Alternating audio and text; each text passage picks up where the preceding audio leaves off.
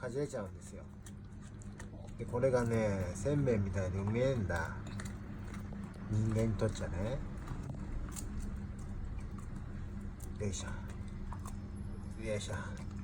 カンガルーの肉はいいんだでしょね。よいしょ。助手がいるのね、食べるのに。いや最初だけいいよ。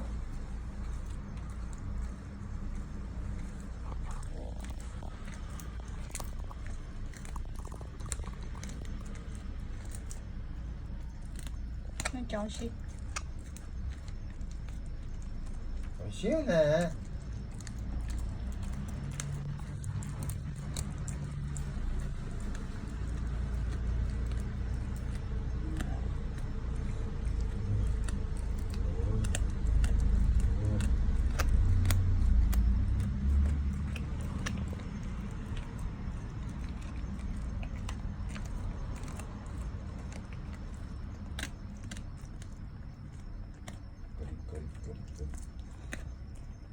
よく噛んでな。